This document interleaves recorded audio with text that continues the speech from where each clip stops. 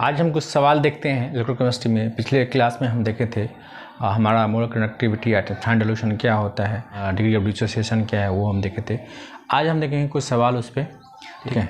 देखते हैं कैसे। जैसे कि सवाल दिया हुआ है आपके अंदर, ये सवाल दिया हुआ है कि molar conductance at infinite dilution. जब इनफाइनाइट डिल्यूशन में दिया हुआ है, इसका मतलब ऐसे लिख लीजिए आप, किसका, सोडियम एसीटेट। तो सोडियम एसीटेट, देखिए CH3CO को हम एसिटिक एसिड कहते हैं, इसको लिखते हैं हम इथेनोइक एसिड लिखते हैं।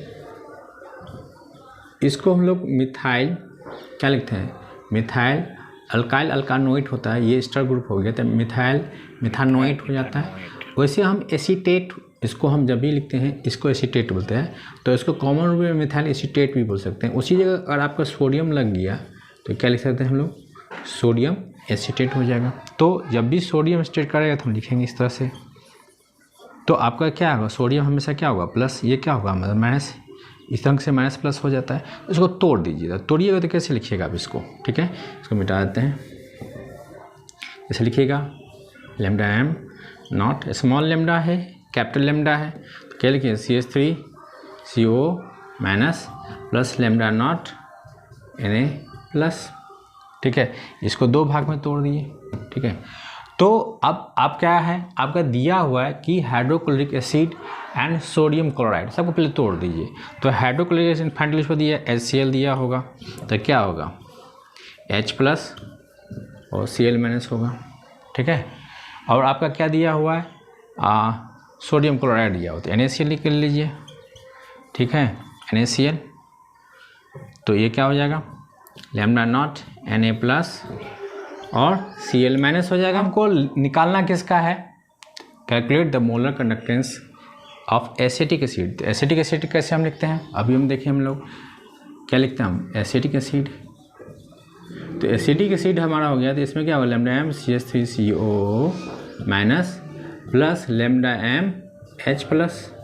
ये दो भाग में टूटा, यानी कि आपको क्या चाहिए, ये और ये चाहिए, तो आपको ये मिलेगा, ठीक है। और ये जो आपको जो है ये चाहिए, यानी कि आपको बाकी सब चीज़ नहीं चाहिए।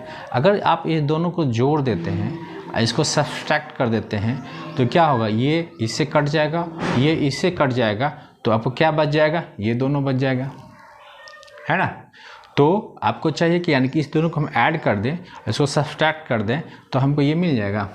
बाकी सबका वैल्यू दिया ही हुआ, तो इसको तो हम क्या करें, दोनों को ऐड करते हैं, यानी कि हम क्या करते हैं CH3CONa plus lambda M HCl minus NaCl कर देंगे हम।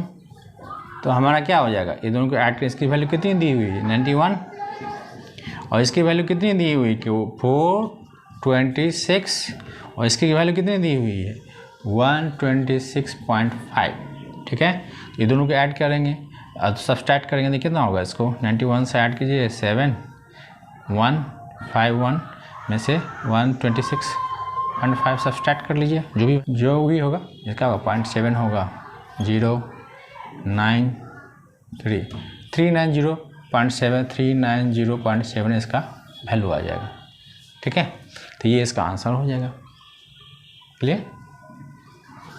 अब ये सवाल देखते हैं, इसमें कहते हैं conductance of ammonium hydroxide eight concentration 0.01 इस पे और 0.001 m पे कितना कितना दिया हुआ है, इतना इतना दिया हुआ है, ठीक है। Respectively the calculate the degree of dissociation of NH4 of concentration molar conductance at infinite dilution पे कितना दिया हुआ है 271.1, ठीक है। तो हमको क्या निकालना है हमको डिग्री ऑफ डिसोसिएशन, ठीक है। डिग्री ऑफ डिसोसिएशन फार्मूला क्या होता है, लैम्डा एम कंसंट्रेशन पे plus lambda M infinite dilution पे। इसको आप ऐसे भी लिख सकते हैं, इनफाइनाइट या नॉट से भी डिनोट कर सकते हैं, या इनफाइनाइट भी लिख सकते हैं, ये होता है। तो आपको लैम्डा एम इनफाइनाइट डाइल्यूशन में दिया हुआ है, इनफाइनाइट डाइल्यूशन में कितना दिया हुआ है, मोलर कंडक्टेंस देखते हैं, मोलर कंडक्टेंस दिया है इनफाइनाइट डाइल्यूशन पे 270, यानी कि ये आपको पता है ये 271.1 है, यानी कि आपको ये पता होना चाहिए। वो भी लैम्डा एम अलग अलग कंसंट्रेशन पर दिया, ये दिया हुआ है, देखिए मोलर कंडक्टेंस दिया हुआ है किस पे, इस कंसंट्रेशन पे, तो इस कंसंट्रेशन में मोलर कंडक्टेंस कितना दिया हुआ है 3.6 एट किस कंसंट्रेशन पे 0.01 m पे, ये हो जाएगा लैम्डा एम किस पे इस कंसंट्रेशन में। फिर दूसरे कंसंट्रेशन पे कितना दिया हुआ है लैम्डा एम कितना दिया हुआ है, ये दिया है 34, ये तो फिक्स है 271.1 किस कंसंट्रेशन पे ये दिया हुआ है, ये दिया हुआ है एट 001 कंसंट्रेशन। इसको अगर डिवाइड कीजिएगा, इसको डिवाइड करने के बाद 0.013 यानी कि अल्फ़ा के वैल्यू इतना हुआ था, ये परसेंटेज में कितना हो जाएगा, यही हो जाएगा 100 से मल्टीप्लाई कीजिए 1.3%। ठीक है, इसका जो वैल्यू होगा अल्फ़ा का वो हो जाएगा आपको, इसका हो जाएगा 1.125। ठीक है, तो इसका डिग्री कितना हो जाएगा परसेंटेज में 12.5% हो जाएगा। ठीक है, इस हिसाब से निकाल लेंगे। ठीक है, यानी कि अगर अलग अलग कंसंट्रेशन पे अलग अलग मोलर कंडक्टेंस दिया हुआ एंड फाइनल सॉल्यूशन फिक्स था, तो अलग अलग कंसंट्रेशन पर यानी कि ये हमको चेंज हो रहा है, ये यहाँ पर ये है और यहाँ पर ये है, ये आपका फिक्स था, यानी ये दिया हुआ इस कंसंट्रेशन पर दिया हुआ था इतना, तो ये निकाल लिए जिसका वैल्यू ये हुआ और परसेंटेज में ये हो गया। ठीक है, अगर इस कंसंट्रेशन पर हम निकाल लिए, इस कंसंट्रेशन पर कितना दिया हुआ इतना, तो ये लिख दिए, ये तो फिक्स ही था। इस कंसंट्रेशन यानी 0.01 पे हम निकाल लिए हैं, तो कितना होगा 0.125 होगा और 100 से मल्टीप्लाई करने के बाद 12.5% होगा। ठीक है, फिर देखते हैं कुछ नेक्स्ट क्वेश्चन। देखिए, अब हमको स्पेसिफिक कंडक्टेंस और इतना सोल्यूशन का इतना दिया हुआ है ना, कंडक्टिविटी भी दिया हुआ है, तो कंडक्टिविटी दिया हुआ तो हम क्या लिखते हैं लैम्डा, हमको क्या निकालना है पहले मोलर कंडक्टिविटी है, लैम्डा एम निकालना है। लैम्डा का फॉर्मूला क्या है K × 1000 बटा m। ठीक है ना, यानी कंसंट्रेशन दिया हुआ है, कंसंट्रेशन कितना दिया है इतना दिया हुआ है, K के वैल्यू कितना दिया हुआ इतना दिया हुआ है, तो हम लिख देते हैं 1.65 × 10⁻⁴ but into 1000 into divided by 0.01 calculate कर लेंगे। 330 से तो ऐसे ही निकल जाएगा, तो ये ऊपर इसको हटा देंगे तो क्या हो जाएगा, ये ऊपर 100 से मल्टीप्लाई होगा, 1 2 3 4 यहाँ से हट गया, एक बढ़ जाएगा, यानी क्या होगा 16.5 हो जाएगा इसका। ठीक है, मोलर कनेक्टिविटी कितना हो जाएगा ओम पर ओम सेंटीमीटर पर मोल, तो ये हो गया पर ओम सेंटीमीटर स्क्वायर पर मोल हो गया। अब हमको निकालना है डिग्री ऑफ डिसोसिएशन, तो उसके लिए क्या चाहिए डिग्री ऑफ डिसोसिएशन कैसे लैम्डा एम सी बटे लैम्डा एम नॉट लेते हैं। लैम्डा नॉट कैसे निकालेंगे, तो ये दिया हुआ आपका, ठीक है, एसिटिक एसिड का ये H+ दिया हुआ है और CH3COO- दोनों को हम ऐड कर देंगे तो किसका निकल जाएगा CH3COOH का निकल जाएगा। ठीक है, तो एसिटिक एसिड का दिया हुआ है, तो एसिटिक एसिड का हम निकाल लेते हैं। तो हमको लैम्डा एम नॉट कितना हो जाएगा, किसके लिए हम निकालते हैं CH3COOH के लिए निकालते हैं, तो हम lambda M not H+ plus lambda CH3CO- हो जाएगा। तो H+ का कितना दिया हुआ है, इसका दिया 349.1 दिया हुआ है और प्लस इसका कितना दिया हुआ है 40.9 दिया हुआ है, 9 के 10 हो जाएगा, ये कितना हो जाएगा लगता है 390 हो जाएगा, ये 390 इसका हो गया वैल्यू लैम्डा एम नॉट का। तो हमको लैम्डा एम सी कितना दिया हुआ 16.5, लैम्डा एम नॉट कितना निकला 390 निकला, तो हमको डिग्री ऑफ डिसोसिएशन निकल जाएगा।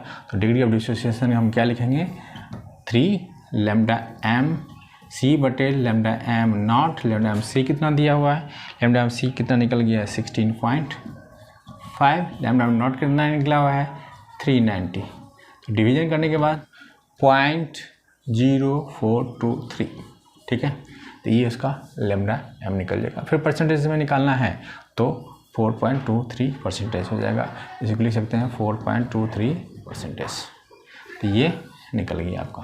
ठीक है, अब हमको क्या निकालना है डिसोसिएशन कांस्टेंट निकालना है। ठीक है, देखिए डिसोसिएशन कांस्टेंट के लिए क्या होता है C α² बटे 1 - अल्फ़ा फार्मूला होता है। अगर K का वैल्यू अगर 10⁻⁵ से कम होता है तो आप इसको नेगलेक्ट कर सकते हैं, नहीं तो आप डायरेक्ट ले सकते हैं। अल्फ़ा का वैल्यू कितना दिया हुआ है आपको, ये दिया हुआ था, रखिए C कितना दिया हुआ था 0.01 यूज़ किए थे, 0.01 गुने α² क्या होगा 0.042 3 गुने का स्क्वायर बटे 1 माइनस 0.0423, ठीक है, 1.87 गुने 10⁻⁻5। देखिए इलेक्ट्रोलाइसिस के अंदर हम लोग पढ़ेंगे, ये इलेक्ट्रोलाइटिक सेल है। इलेक्ट्रोलाइटिक सेल में क्या होता है, एक्सटर्नल फोर्स के द्वारा, क्या कहते हैं इसमें हम लोग, एक्सटर्नल सोर्स ऑफ वोल्टेज के द्वारा हम लोग इसमें हम क्या करते हैं, रिएक्शन कराते हैं, यानी केमिकल को हम लोग क्या करते हैं, इलेक्ट्रिक के थ्रू हम केमिकल में कन्वर्ट करते हैं। तो इसमें क्या करते हैं, एक्सटर्नल सोर्स, जैसे एक्सटर्नल का सोर्स लगाते हैं, इसका मतलब क्या हुआ, डेल जी आपका पॉजिटिव होगा। और डेल जी पॉजिटिव होगा तो आप जानते हैं कि डेल जी का फार्मूला जो होता है आपका, डेल जी बराबर NF E0, या स्टैंडर्ड स्टेट में हो जाता है डेल जी नॉट बराबर NF माइनस साइन के साथ E0 सेल हो जाता है। देखिए तो आपका क्या है, ये जब पॉजिटिव होगा तो ई सेल, ये पॉजिटिव कब होगा, जब ई सेल आपका नेगेटिव होगा, यानी कि ई सेल नेगेटिव होगा, ठीक है। या डेल नॉट यानी स्टैंडर्ड स्टेट में ये पॉजिटिव तो ई नॉट सेल नेगेटिव, तो सिर्फ डेल जी अगर पॉजिटिव है तो ई सेल नेगेटिव होगा, ठीक है। तो यानी कि एक्सटर्नल सोर्स के द्वारा हम वोल्टेज अप्लाई करेंगे तो क्या होगा, डेल जी पॉजिटिव होगा, ई सेल नेगेटिव होगा। तो इलेक्ट्रोलाइसिस के अंदर जल्दी हम पढ़ते हैं क्या है। इलेक्ट्रोलाइसिस के अंदर जो हमारा होता है, इसके अंदर दो पार्ट है, इलेक्ट्रोलाइसिस, इलेक्ट्रो मतलब इलेक्ट्रिसिटी होता है, ठीक है, इलेक्ट्रिसिटी होता है, और लाइसिस का मतलब है टू ब्रेक अ पार्ट। क्या करते हैं, टू ब्रेक अ पार्ट, हम दो भाग में तोड़ते हैं, अलग अलग भाग में तोड़ते हैं। क्या होता है, एक कंपार्टमेंट होता है, कंपार्टमेंट के अंदर हम दो रॉड लेते हैं, एनोड और कैथोड लेते हैं। जैसे हम डेलियर सेल जिसको हम कहते थे, जिसमें कॉपर और जिंक लिए थे, वहाँ पर हम क्या किए थे, उसको हम वोल्टिक सेल भी कहते थे, गैल्वेनिक सेल भी कहते थे। यहाँ पर हम लोग इलेक्ट्रोलाइटिक सेल है, तो इसके अंदर हम वहाँ पर अलग अलग कंपार्टमेंट लेते थे, यहाँ के सेम कंपार्टमेंट लेते हैं। और जैसे हम किसी टोड़ा हुआ पार्ट को Na+ लिए और Cl- लिए, एक तरफ प्लस चार्ज होता है, एक तरफ माइनस चार्ज होता है, तो माइनस वाला प्लस की तरफ, प्लस वाला माइनस की तरफ, इस तरह से हम काट रहे हैं, यानी कि हम ब्रेक तोड़ देते हैं और डाल देते हैं, और ये इस पर जाकर डिपोजिट होता है, ये इस पर जाकर यानी कैथोड पर जाकर डिपोजिट होता है, और ये एनोड पर जाकर डिपोजिट होता है। हम देखेंगे कैसे होता है, यानी कि हम क्या करते हैं, इलेक्ट्रोलाइसिस के अंदर हम ब्रेक करते हैं, किसी भी चीज़ को दो भाग में, अलग अलग भाग में करते हैं, ठीक है। कभी वो मोल्टेन स्टेट में हो सकता है, ब्रेक पार्ट NaCl है, तो NaCl हो सकता है कि आपको मोल्टेन स्टेट में हो, ठीक है, या आपको एक्वस मीडियम में हो। जब एक्वस मीडियम अगर मोल्टेन स्टेट में है तो मोल्टेन स्टेट में आपको इस तरह से Na+ और Cl- एक्वस में होगा तो जैसे पानी भी है तो H+ OH- में टूटेगा, आपका Na+ और Cl- है, ये दो बार में टूटेगा, यानी एक्वस मीडियम में ये 4 आयंस आ जाएंगे आपके, और मोल्टेन स्टेट में क्या होगा, ये 2 आयंस आएंगे, यानी कि NaCl टूट गया, मेल्ट कर गया, और Na+ Cl में टूट गया, ठीक है। तो अब जैसे ही 4 आए हैं तो होता है कि इस दोनों में से कौन जाएगा, आपको ये कहाँ होगा, कैथोड पर जाएगा, ये एनोड पर जाएगा। एनोड पर क्या होता है, ऑक्सीडेशन होता है, कैथोड रिडक्शन होता है, तो ये इलेक्ट्रॉन लूज करेगा, इलेक्ट्रॉन गेन। अब कौन एनोड पर जाएगा, कौन कैथोड पर जाएगा, ये दोनों में से कोई एक ही जाएगा, ये दोनों में से कोई एक ही जाएगा, उसके अंदर हम देखेंगे, ठीक है। तो वीडियो को हम यहीं ख़त्म करते हैं। अगर वीडियो पसंद आ रही है तो लाइक कीजिए, सब्सक्राइब कीजिए, शेयर कीजिए। देखने के लिए आपका धन्यवाद।